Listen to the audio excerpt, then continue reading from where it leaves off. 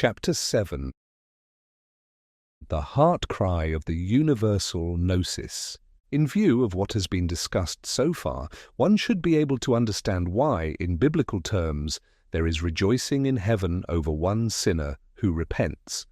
For if fallen mankind returns to the old paths of salvation and again seeks life and wisdom, if mankind rediscovers life and wisdom, dialectical nature will no longer have any right to exist. So it will, after a period of rest and restoration of the Earth cosmos, disappear totally, and then the entire space of the seventh cosmic domain will once again be able to be called the Garden of the Gods in the full sense of the word. In this respect, the Gnosis is the way, the truth, and the life.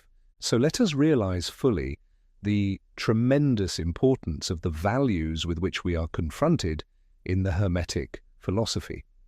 The way of the Gnosis means not only your redemption, but at the same time the redemption of the world and mankind.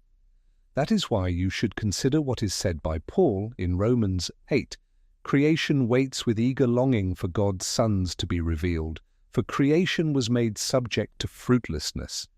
And we know that up to the present the whole of creation has been groaning in all its parts, as if in the pangs of childbirth. All of creation, and this is an axiom, depends entirely upon you and us. All of us, everyone individually and all of us together, by virtue of our being, hold the destiny of the world and mankind in our hands.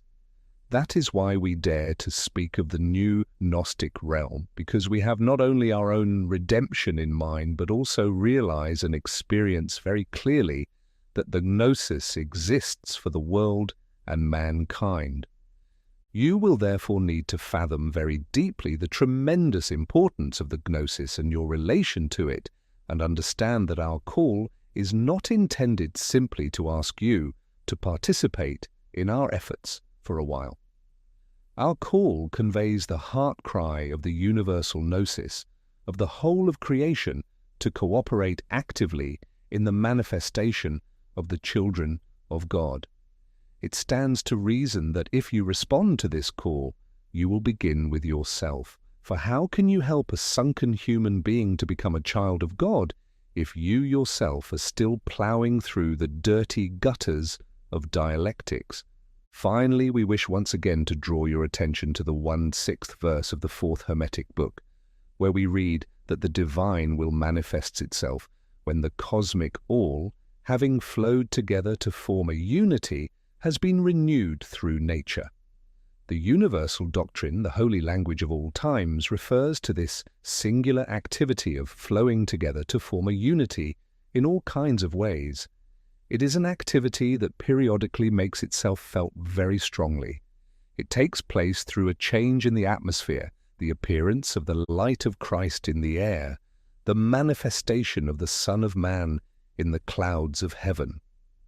The new astral field which has spread over the new Gnostic realm is a symptom of the coming renewal that will manifest itself in those who attune themselves entirely to its vibrations. As a result of this, the new nature will again exist in the Godhead. The new Gnostic realm is a foreshadowing of this coming magnificence. It is in this light that we should see what has happened during the past few years in the life of the spiritual school. We are thinking, for example, of the creation and consecration of new foci of the young Gnostic Brotherhood. With the aid of the universal Gnostic chain, which reveals itself in the new astral field, you can accomplish the great process of liberation, of transformation of what is unholy and mortal into what is divine and immortal, and you can thus fulfill your true calling in the service of God, the world, and mankind. The first necessity is that you tear up the garment of ignorance, the vesture of the malignity of denial.